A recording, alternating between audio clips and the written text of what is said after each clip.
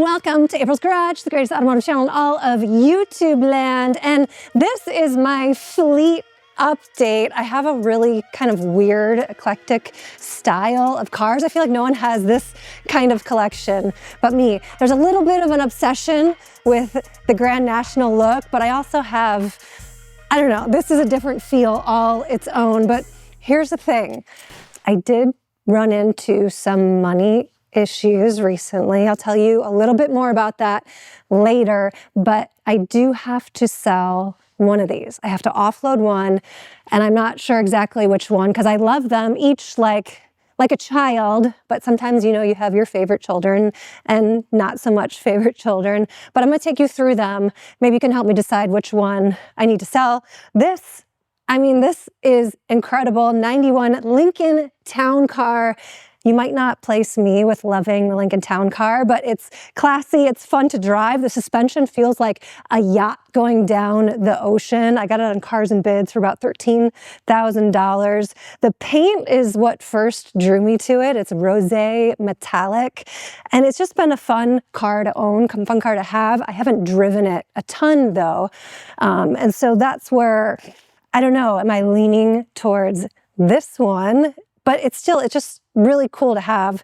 And I love it. When we got it, it had some transmission issues, which turned out not to be the biggest deal. So there's that. Like I said, I don't drive it that much. Now, this 1990 SL500, first year for the R129 chassis, and it is sexy. It was once owned by a drug lord, so I've looked into all the little hidey holes to see if there's anything left over, just in case, you know, I get pulled over, which I did in Kansas. I got pulled over in Tyler's Bentley. Another story for another day. But here's the thing, it had some problems. This front bumper I just painted, it was cracked, and before it was previously clear coated and it wasn't correct. So now Van Gogh painted it. It looks stunning. But the thing is, the top, we had hydraulic issues, those got fixed, but it still has some cracks back here in this vinyl that haven't been fixed. So it's a work in progress. And then the other thing that happened is, I don't know, I blame myself because I technically didn't crack the front windshield, but the front windshield got cracked because I was following a semi truck on the road, and this is about $1,000. So it still needs some work. It's a work in progress. The best part, Jake, can you open that side? Okay, like, not the best part, but it came with Neil Diamond tapes and the Bodyguard soundtrack. So these are period correct tapes, which is pretty cool. So if I did sell this, those would come with it. Would that sweeten the deal? I don't know. It needs a lot of work still. So it's fun, but it looks best without this top. So it's just like, if I sell it, do I just have the top down and not show that part off? Well, that would be shady. Anyway, of course, I have my diamond jewel, the dream car right here. It's funny because John Hennessy, who owns Hennessy, asked me, he's like, is this really your dream car? Like, really? Or would you get something else like later as you evolve more? And I'm like, no, this is it. This is the top dream car, 1987 Buick GNX. They only made 547 of them. This is number 244. She's gorgeous. She just got back from her first car show at Motor Miami, where there was another GNX that was completely like original, untouched, super low miles. So it was interesting because obviously this one's been gone through a lot of modifications in it. And the thing is, like, we just got her back from Wizards and she's really slow. Like, she's been completely neutered or vasectomied or whatever you want to say. And we need to adjust the boost again to turn it back up. But I'm a little worried to see how much boost she can run on. And the tires are old. Come check these tires out. There's no date code on them, which means they're about 20, 25 years old. And when we adjust the boost, I'm going to take her to the dyno to see how high it can be turned up to, but I don't want to do it on these old tires. So luckily for me, Tire Rack hooked me up. Oh yes. These are amazing. Tire Rack sent me these. Bless you forever, Tire Rack, and the sponsor of today's video. Now, here's the thing for the GNX, no one makes the front size tire anymore, but they're not much different than the rear. So the only option is to do the same size wheels on all 4 corners. That is the only thing you can do. That's what everyone does for the GNX. And I mean, I'd like to have the original Gator ones that were on there, but these are the only best options. And Tire Rack, honestly, it's the top place in the business to get tires. They're super easy to compare tires for your exact car, and they have all the filters to narrow down exactly what you need and what matters most. Now, I was able to easily find the only company that makes the size, and these are Michelin, vintage style Michelin sport tires, and they're used for a lot of like old German sports cars, and luckily they still make them. So if you're needing tires for your ride, this is the way to buy tires. This is how tire buying should be. Super easy, crazy fast shipping, and the peace of mind with a 2-year road hazard warranty. Thank you, Tire Rack. You're amazing. I love these. This is actually pretty comfortable. And then this is where, I don't know, probably my relationship started with Tyler, because he got this 1987 Buick Grand National at the Palm Beach auction in Barrett-Jackson, which is coming up on the 3rd-year anniversary. So we got it about 3 years ago. But he got it for a really good price. And I was like, hey, how you doing? What do you have? What kind of car do you have? Let's go for a ride. And that kind of like solidified and lured me into his world, because I'm like, ooh, you got good taste in cars, my friend. And this has been great to own. When I moved here, it was my daily driver. It's nice because it's almost kind of like a convertible. You got the T-tops here with the GNX. This one doesn't have the T-tops, which makes it more stable and rigid for the faster speeds. So it's fun to kind of have both. I'm also incredibly spoiled to have both. This has been great to own. There weren't a lot of problems with it at all. It's a Canadian version, so the speedometer doesn't show miles per hour, it shows kilometers per hour. I think it's perfect. It's nice to have the stock engine and the body to compare to the GNX. It's gorgeous, it's fun, and I love driving it. I feel a little more comfortable driving this than the GNX because there's limited production for the GNX, so I'd kind of rather pull this out a lot than the GNX, because God forbid I do something, nick something on that. That would be like, I would want to shoot myself in the head. Now, this actually isn't my car, but I've pretty much adopted it from Tyler because I daily drive it, I love it, and I've straight up stolen it from him. So technically it's not in my fleet, but it's in my fleet. And then there is this beautiful specimen, a 1987 Grand Camino. This is an 87 El Camino / Buick Regal, Buick Grand National that has been Frankensteined together. Now, it is a little slow. It's got the 305, and today we are going to do a little work on it. Ring Brothers sent me some really sweet hood hinges and a rear view mirror. So I'm going to install those with Jake, 100% Jake. Hopefully he's at 100%. Jake, are you at 100% today? Jake is good to go. So we're going to install that. And here's the thing. So recently on Cars and Beds, there was another one of these. It was an 84 El Camino Regal combination, and it looked really sweet, and it went for a lot of money, and it made me so jealous, like so jealous, because that one has a turbo V6 in it, which this one has the old El Camino engine in it. But that one has a little bit different of a body. It has more of the El Camino body with this kind of back pillar swooping down into the truck bed. It also has a nicer cover on it. It has like a, I don't know if it was carbon fiber or what it was, but this one's just kind of vinyl cheapy. I mean, I definitely want to figure out how to make this nicer, smoother, more streamlined. But here's the thing about this Grand Camino is this whole back end was from a Grand National that the builder integrated into the tailgate. Watch how this moves. This whole piece comes out together. I mean, look at that. That's serious build quality that probably took him like 6 months to build, because that's a lot of ingenuity and thinking on how to figure out how to do this correctly, and it lines up perfectly. I mean, have you ever seen anything like this? And this is Pretty cool. He's got photo documents on how it starts with that Regal body right there. And then here's that El Camino back end that he seamlessly welded in. Like you can't tell where the Grand Camino, well, where the Grand National starts and the El Camino ends. It is really cool. I mean, look at right there, you can tell. And just painted it all in black so it's super smooth and nice. A lot of time and love went into this car, so I'm not selling this one. There's no way, no chance. Which brings me to why I don't have any money right now. I did spend a lot of money, like a lot, on something special for this. I'm not going to reveal what it is yet because it hasn't gotten here yet. And you know how like shipping and all that stuff can be a little crazy. But this is going to get transformed. Jake, I want you to see the interior though, because the interior is still El Camino. But here's the thing. I want you to smell it.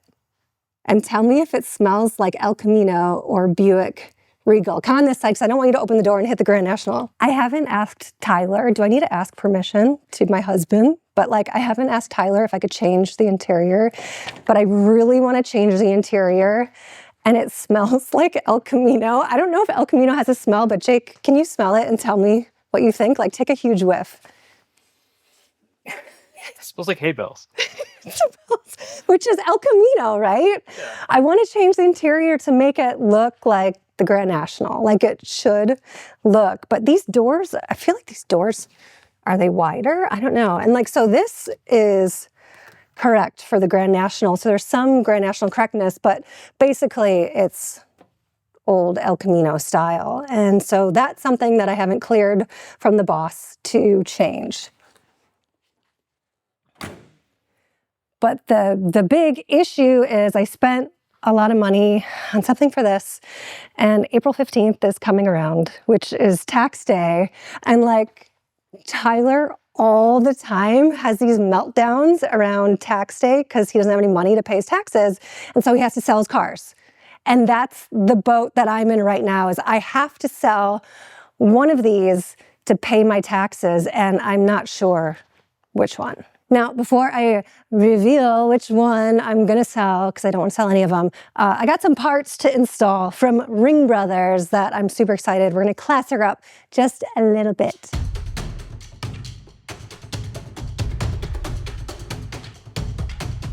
First off, I got these sweet billet hood hinges from Ring Brothers. Thank you for sending them. I chose them in black because, obviously, it's supposed to be black. And lucky for me, Magic Mike happened to be around the shop, so he's gonna take the lead on this one. And here's the thing, pro tip, I'd be on the lookout. I've been told he got the name Magic Mike from a comment saying when his shirt's unbuttoned, his chest hair pops out and blooms. So there's some eye candy for you. You're welcome. You're welcome. I got the 13mm electric ratchet for the win, which looks terrifying in my hand for some reason. These billet hinges are great. Now, the strut on these are now part of the hinge opposed to the old ones. So now with these, the force of the hood is on the hinge and not the fender. Instead of pushing on the car, the hinge does all the work as it should. Now putting on the strut mounts, gonna hand tighten them with a box wrench to clear everything. These struts just snap in place. You need a little force, a little manhandling. Took about 15 minutes to install them, and 45 minutes later, we're still adjusting and still adjusting. The brackets on these are a little bit thicker, and the pinch weld on the hood doesn't quite clear them. Magic Mike now checking the gaps once again, and I'm sure he's like mentally punching a wall like complete karate chop, because this can get pretty frustrating. I've contacted Ring Brothers for a workaround, so we're gonna have to get back to this later. So now, next step is we got this really sweet dimming rearview mirror from Ring Brothers. And it's funny, I love how the box says the platforms you can put it on.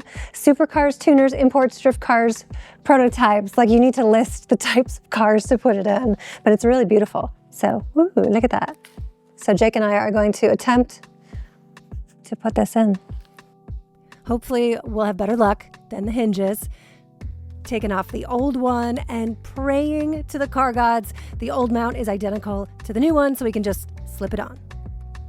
And it is small victories. Look how pretty that is. Frameless chrome ring glass, carbon fiber structure, perfect fit.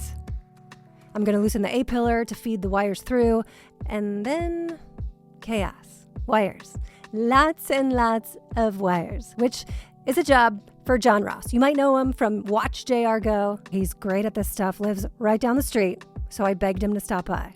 Now, this is an electric auto-dimming mirror with a somewhat simple connection with 3 wires, but we had a T-tap into the reverse wire from the steering column so the mirror doesn't dim when it's in reverse for safety.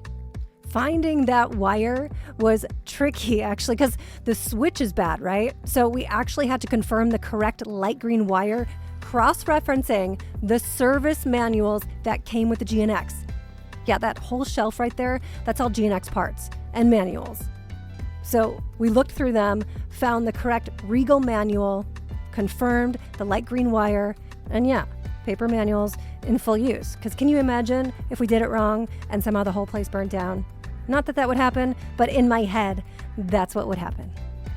We're gonna test it out to see if the dimming works. Let's throw it in reverse, back to clear, which it's supposed to when it's in reverse, so you can see clearly out of it. For safety, perfection, it is done correct. Thank you, John Ross. And now I'm about to get a visit. Oh, hello. Look who decided to join us. Is all the wrenching done?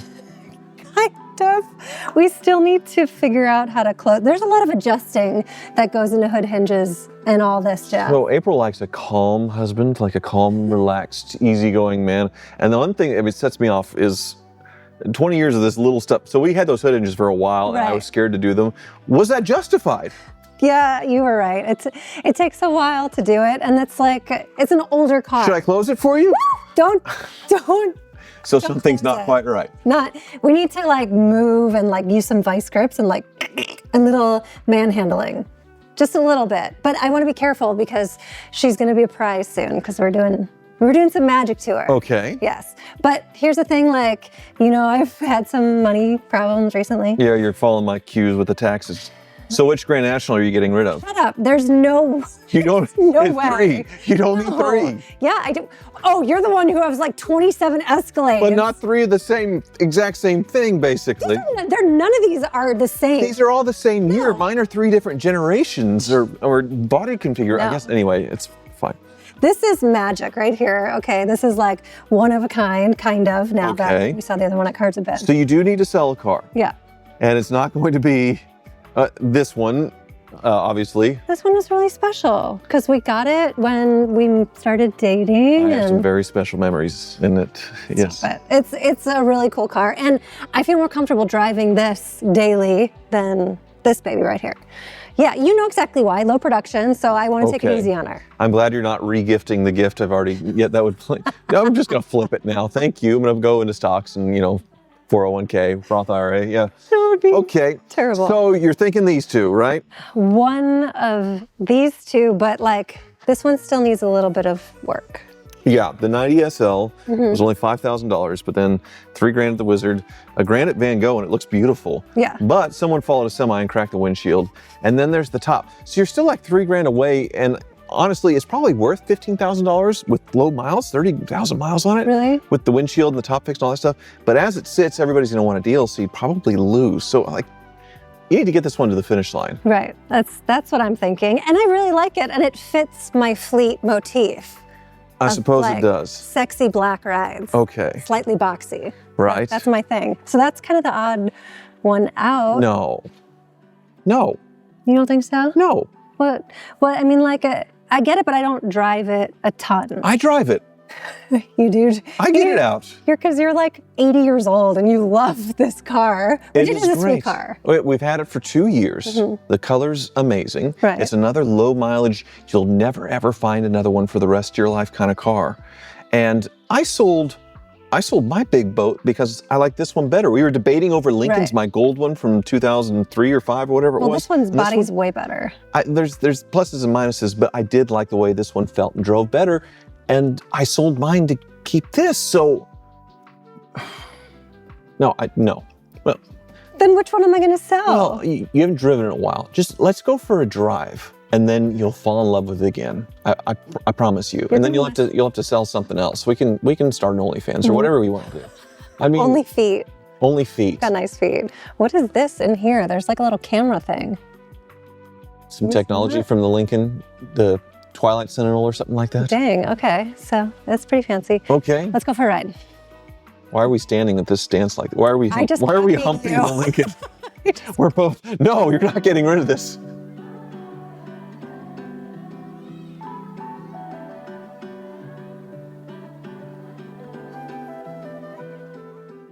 This is worth a little tax delinquency, right?